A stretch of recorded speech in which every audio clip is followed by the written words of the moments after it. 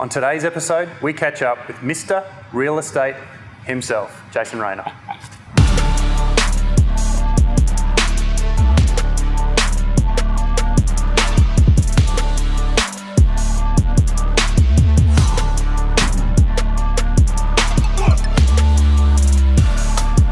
Hi everyone, Shane Scott here from 62 Sports, and today on the Starting From Scratch podcast, I'm catching up with local real estate agent and entrepreneur Jason Rayner.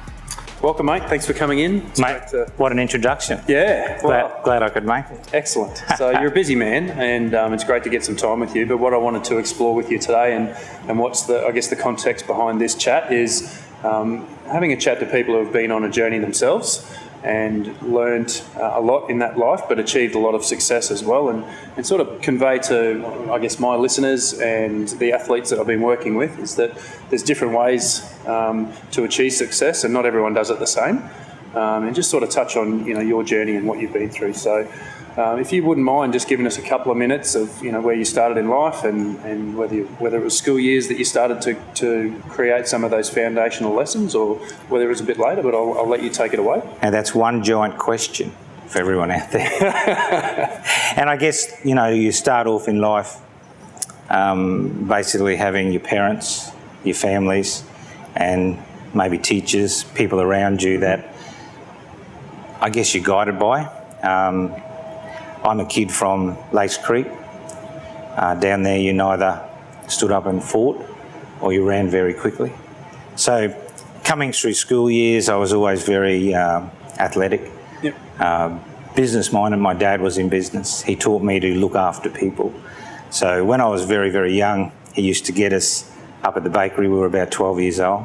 And he'd actually make us serve people. And he'd say to me, if these guys come in every week, you've got a place to live. Dad's got a job, and then life's good for everyone. So from a very, very young age, I was surrounded by my father, my uncles who were taxi drivers, other members of the family that all had their small businesses. Yep. So all I seen my family doing was working. Yeah, right. And in between times, he'd be taking me to the cricket. I love cricket. Yep.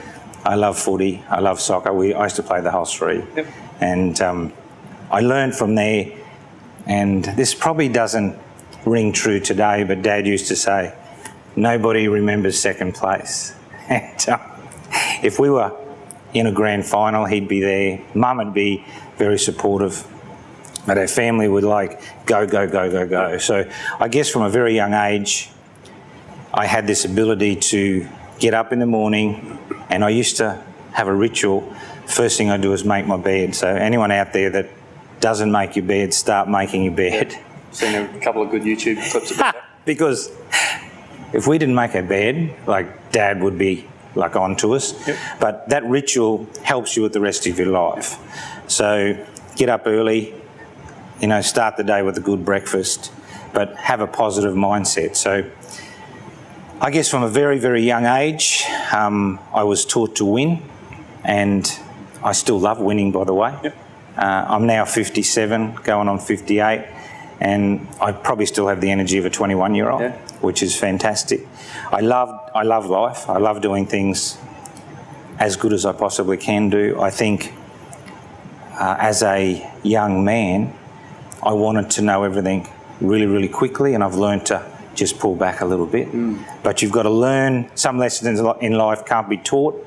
They've got to be lived. Yep. And by living that, sometimes life is up, sometimes life is down. But my granddad used to say, as long as you got more good days than bad days, you're a winner in life. Yep.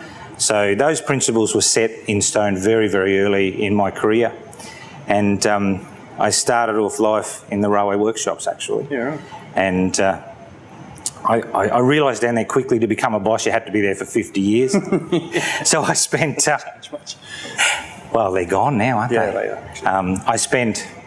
I spent probably 10 years discovering things that, it was all about team building, working together, having tradesmen teach you how to do the right job. From there, that probably set me on a path of, do I want to be doing this for the rest of my life? Yeah. And many people that are younger probably are thinking the same thing. Is this what I want to do? Is this the job? Is this where I need to be? What do I need to learn? Nowadays, with the advent of Google, YouTube, and by the way, I love the University of YouTube. I learn a lot from it. But back then, you never had too many mentors. Yeah. Mentors in my life, I've been fortunate. Dick McNevin, Kawana Wreckers, he's been a very good mentor. Ted Price, who's just passed away last year. Ted taught me a lot of stuff about business. Yeah. So I was very fortunate in that field. Dad taught me a lot of stuff about how to service people. So that journey that I've undertaken, like I stopped playing soccer when I was 50. I broke my arm when I was 51, Indian arm wrestling. So I've retired from arm wrestling. As well. So I've realised that at some point in my life, you've got to just slow down a little bit. But little things I've learned along the way, you know, you're better off dying like a hammerhead shark than dying an octopus. Yep. So don't live under a rock, get out there and see the world. Yep. I've learned to gather the good fruit, gather the good food, throw away the rubbish. So if you surround yourself with good people, yep, life will become good. Other things I've learned, teams only work when everyone participates. Yeah, okay. So a team, whether you're in a church group, whether you're in a business group, whether you're in a group of people that you're with all the time, you all have to be on the same level. So at my office, if there's a dirty floor, I sweep it. If the sign needs to go out at the front, I put it up. So I basically do everything. And I teach all the team to be multi-tasked, multifaceted. You've got to do everything. I think that helps me enormously. Do you think that comes from, I guess, environmentally being predisposed to that small business, like your parents and your uncles and that sort of part of your family being entrepreneurs and small business people? Is yes. that you had, as a small business person, you had to wear every hat. So do you think you learnt those lessons? It's basically humility, isn't it? Yeah, right. It's basic humility, and it's basically treating everyone as if they're your grandmother or your grandfather and treating them with respect and saying, what would they be thinking now? So it's not about us. It's about them. It's about your client. It's about the people that are around you. And, you know, I've learned a lot over the years. I think when I was younger, I was probably a little bit cocky, as we all are. You get to an age where you think, gee, there's probably more out there than what I'm actually knowing. And that's when you start reading books, learning. You know, you're trying to leave a legacy, I guess. Yeah, absolutely. But you've got to enjoy it. You've got to have fun doing it. As a team culture, and I try and develop culture. And culture is when you as a person have certain ethics, but you live those ethics out loud. Yeah. It could be a handshake, it could be a cuddle, it could be, you know, how you going today, have a great day. But you've got to be a good person to be a good athlete, to be a good businessman. So I teach all my team, my family, to have that respect, to have that humility, to basically connect with people, build those relationships throughout your day, throughout your month, throughout your life. And it just makes the world better, or the world around you better. So I see the world as a positive place, a growing place. We're a learning business, so we learn a lot of new ideas. I was involved with a very successful franchise group, which is Harcourts. Harcourts taught me a lot of new ideas. I remember one year back in 2000, 2001, I actually went to Wellington and I seen John McGrath speak for the first time on stage. I also seen the All Blacks, which were like, wow. Yeah. Like, the All Blacks are the most winningest team in the world. Yeah. What do? How do they do it? You know what? They're just like us. And those boys, when they put their All Black suit of armour on, they're like Superman. And they're respected throughout New Zealand and all over the world for their greatness. So they taught me a lot about how to operate within a team, how to build a team. Everyone in the team is strong. Everyone in the team is on the same level. Everyone in the team helps create a vision or a focus towards the end goal. And we all live happily. And those boys, when they finish a match, whether they win or whether they lose, they'll go back to their dressing sheds, have a beer. You know what? they sweep the room, leave it the way they found it. That's what we try and do in our business. Yeah. So I guess my life, coming from an early career with my dad in business, he's still alive. Probably doesn't, the stories have got better. My uncles, they've taught me a lot. Throughout my life, I've had ups and downs. I've had things happen that have probably taught me a lot of things, what not to do. Yep. So I've come back into into reality of, hey, listen, don't do that again. Try this way. Yep. But above all, it's about respecting your other humans on earth. It's about understanding what they want and keeping that status quo, level. I'll stand up for myself every day of the week.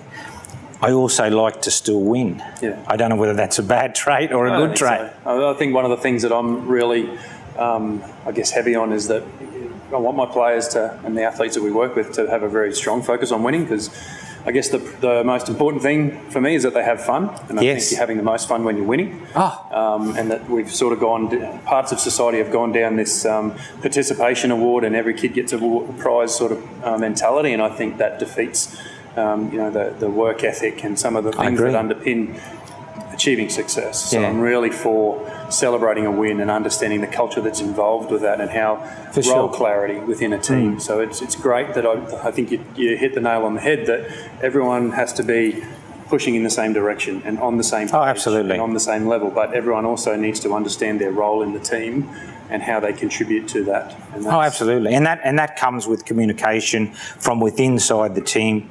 It comes from communication with inside the families. Like, happy families happen because they spend time together, they talk often, they start to live a life of joyous occasions, and they have something to look forward to.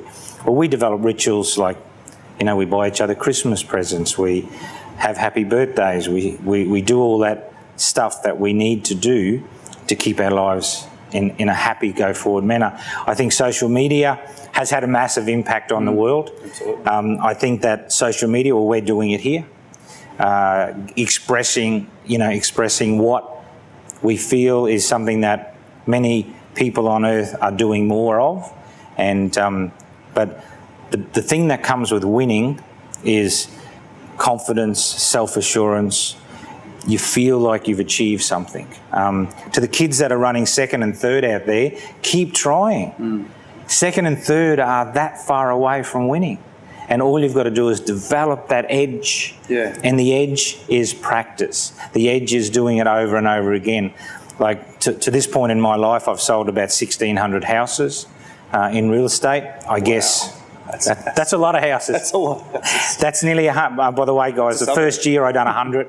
The second year I done 110. Yep. So you can do the maths from there on in. I've been in it 18 years.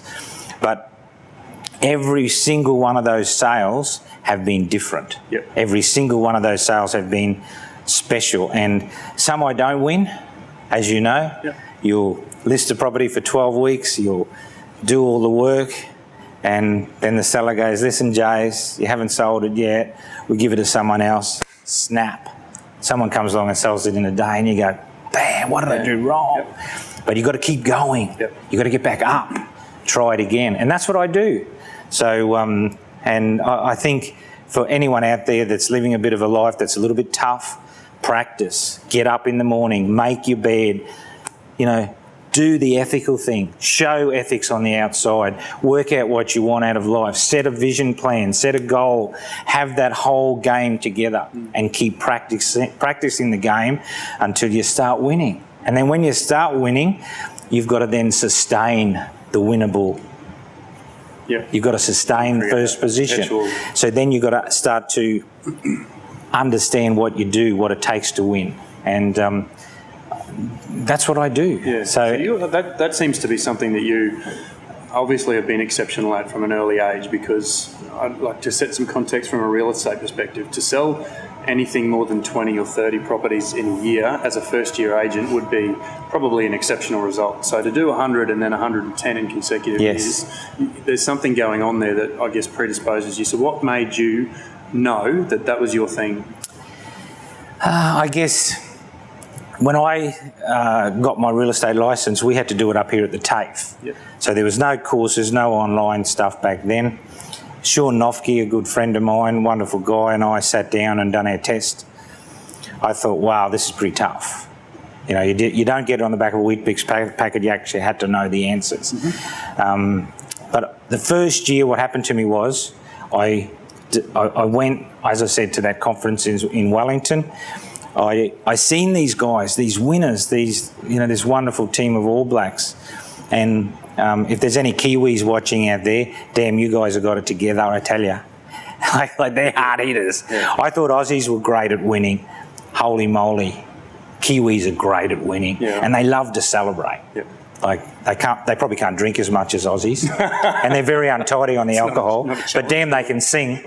But that first little changeover, that change in perception of, hey, I'm sick of leading this life, I've got to change over to this life, was something that I probably experienced when I was maybe 40 years old, and I don't know why, but I thought, I'm sick of coming second. I'm sick of coming third. I want to start winning. Yeah. And once I come back from that conference, I was full of new ideas. So I guess the answer to your question is, you know, learn new stuff, discover new ways, get help from people if you don't know the answer, work out a game plan and set yourself a goal, set yourself a vision board where you can actually try and aim for. And you know, that year I didn't think I was going to sell 100, but I damn well did.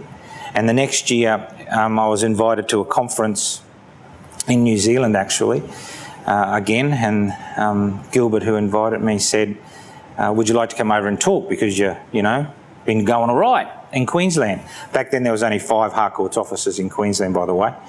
And I went over there, and when I got over there, he said, look, there's you and this other lady and this other guy, you're going to speak in front of maybe, you know, 160 people. About an hour before the event, he comes to me and he says, oh, the main speaker, the number one guy has the keynote's got crook. So you guys are on the big stage, and there was 4,000 Harcourts agents. Wow. 4,000.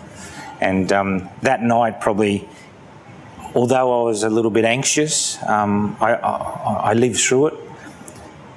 I met so many new people that were all in my... See, real estate agents, most of us come from somewhere else. We don't start off life as a junior and work all the way through. Oh, there's probably some out there that are crazy and do that. But most of us come from another career, wanting a better life. And that night, that couple of days that I spent over there changed. I think it definitely changed my life. I'd say that was a turning point. The next tipping point was I went to a conference in America, in Las Vegas, of all places, in 2007. And there was 15,000... what they call brokers. Yep. It was a Remax conference. I was invited to go over. And if you get 15,000 principals or real estate agents in one room, there's a lot of talk. But I'm a big listener. Yep. And so I take in all this information. I believe that you should talk for 1/3 of the time, listen for 2/3 of the time. So I've got all this information, brought it back here to, you know, the great city of Rockhampton, and implemented it. Yep. And, you know, I've succeeded. Yep. And this year will probably be my biggest year on earth, not only in business, but family, goals, everything that I've set out to do.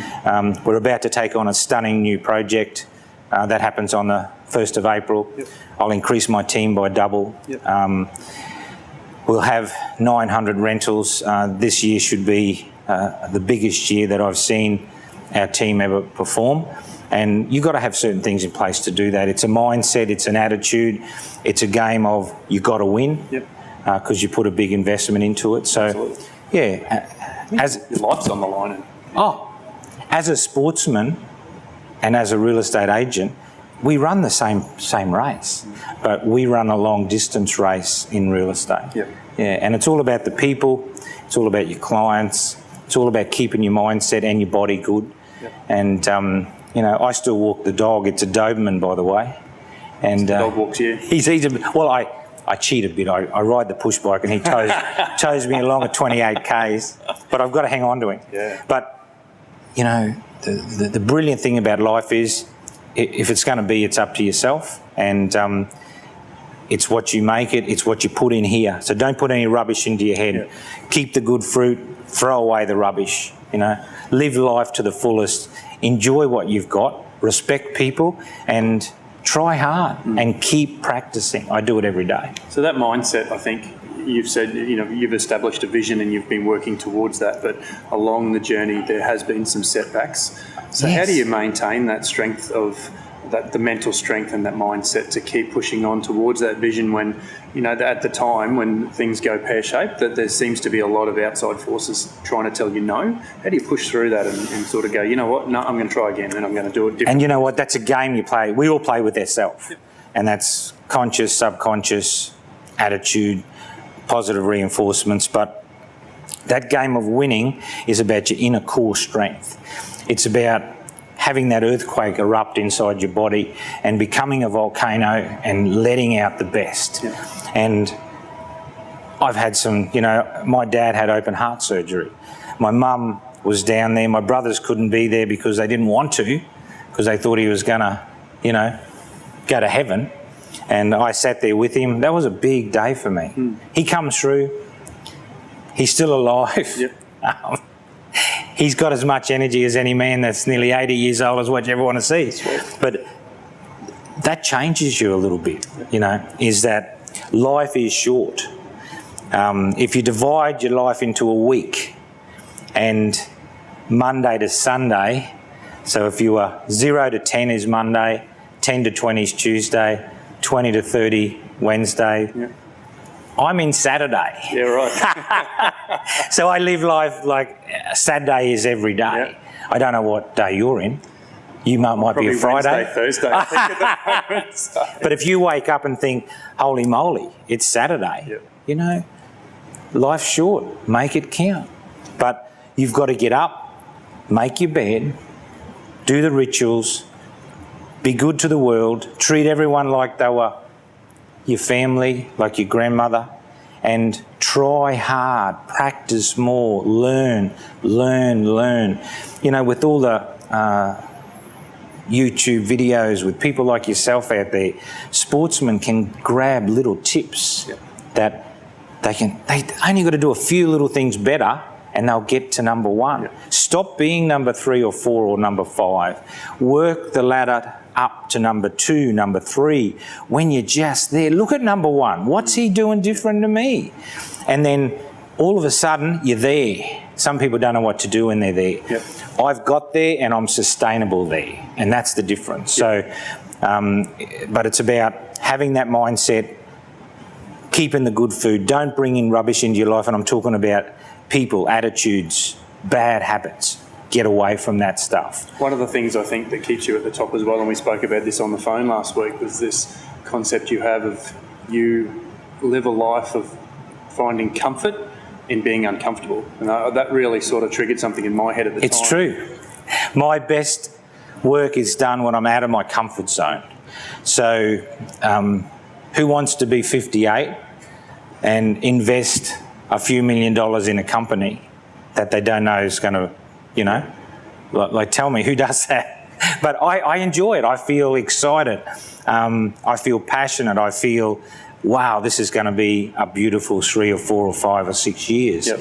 And at the end of the day, you need people to help you with that. You cannot take that journey by yourself.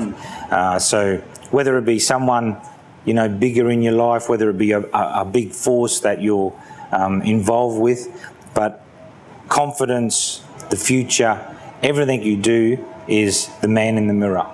And when you get up in the morning, no matter what you're born, make the most of it. And make sure that, like, that comfort thing I talk about, like this is, a lot of people may not do what we're doing here.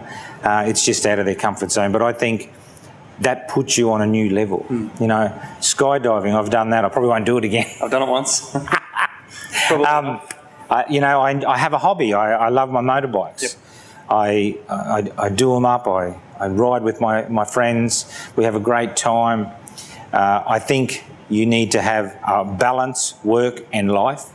I sleep better than any man I know. I give thanks to, you know, everybody that I have in my life. I give thanks to the world. I'm very thankful that our life is the way it is now. Yeah.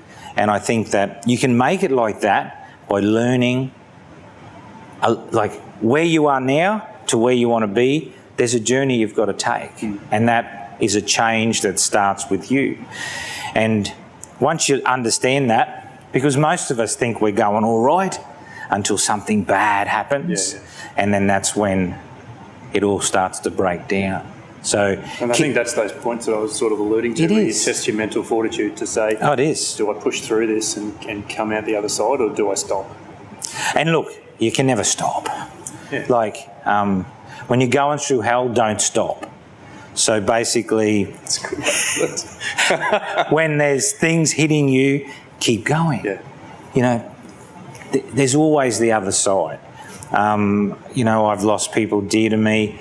I've had marriages break down. I've had things happen that people don't agree with things, and they just go, we don't know how you can do it. You should be like feeling like this. Well, I try not to feel like that. I try and feel positive. I try and reflect on the things that have happened and learn from those positive negative experiences. I turn them into positive experiences. I think, okay, this has happened. Why did it happen? How can I not do that again? So, as a sportsman, I guess your body is your temple, and you know the day I'm 57, I can still run. Some of my mates can't even throw their leg over a motorbike. Yeah. So, and I think the difference is you've got to keep a little fitness program going. You've got to make sure that your mindset is one of positiveness. You've got to be conscious of the world in general. You've got to make sure that other people in your life are on your team. Don't have people that aren't running with you. Yeah. Get rid of them. Yep. Sorry to say that. No, that's the truth, mate. Absolutely. But it's true. If you're going to be an achiever. I think those tall poppy people are everywhere. And one thing I've done in my life is to keep going. I find the easiest way is to succeed, to win big. Win big. Don't just win a little bit, win big. And if you win big, life seems to take care of itself. Well, mate, you're definitely winning at the moment. Thanks very much for dropping by. Thank you. I've enjoyed the experience. I'd like to catch up with you. Okay. No, thanks for having me. Cheers. Thanks, mate. Thank you. Thank Cheers. you.